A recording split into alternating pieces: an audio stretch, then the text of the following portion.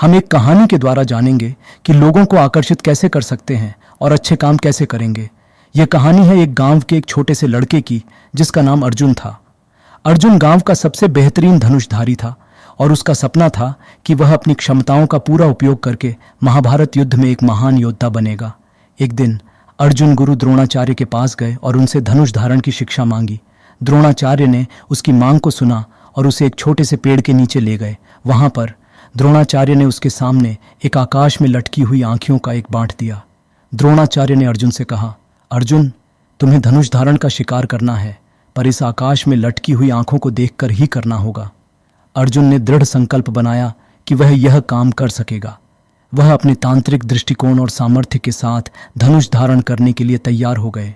इस कहानी से हमें यह सीखने को मिलता है कि हमें अपने लक्ष्यों के प्रति पूरी संकल्पबद्ध रहना चाहिए और कभी भी हालातों के आगे हार नहीं मानना चाहिए।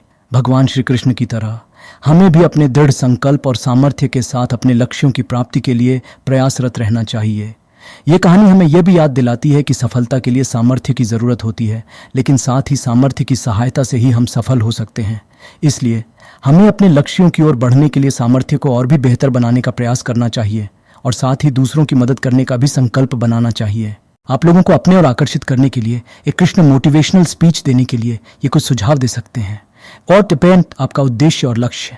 अपने उद्देश्यों को स्पष्ट रूप से प्रस्तुत करें और यह बताएं कि लोगों को आपके उद्देश्यों की क्या महत्ता है। डूडो, सकारात्मक सोच। सकारात्मक सोच के महत्व को जानकर लोगों को प्रेरित करें। कृष्ण की भगवद गीता से सकारात्मक सोच के उदाहरण दें।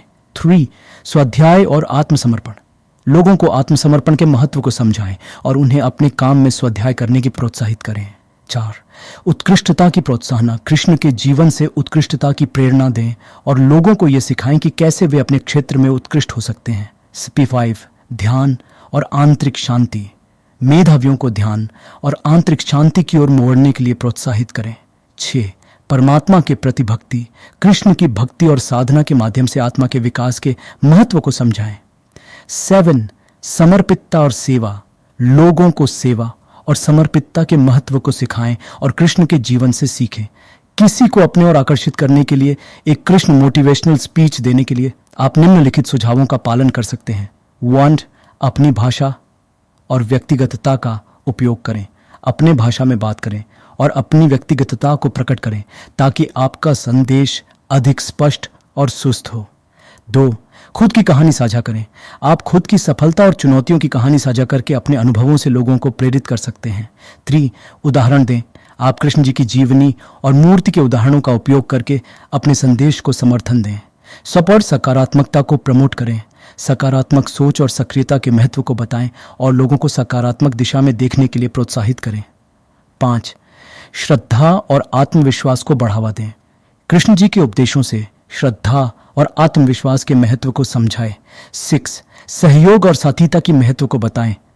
लोगों को एक दूसरे के साथ काम करने और सहयोग करने के लिए प्रोत्साहित करें। 7. संतुष्टि का महत्व। संतुष्टि के महत्व को बताएं और लोगों को आध्यात्मिक और मानसिक सुख की दिशा में मार्गदर्शन दें। 8. संदेश को संक्षिप्त रूप में दें। स्पीच को संक्षिप्त रखें और महत्वपूर्ण बिंदुओं को हाईलाइट करें। 9. आपकी भावनाओं को सहजता से दिखाएं। आपका संदेश असली और आपकी भावनाओं से भरपूर होना चाहिए। आपकी स्पीच कृष्ण के आदर्शों और दिशा में लोगों को प्रेरित करने के लिए शक्तिशाली हो सकती है।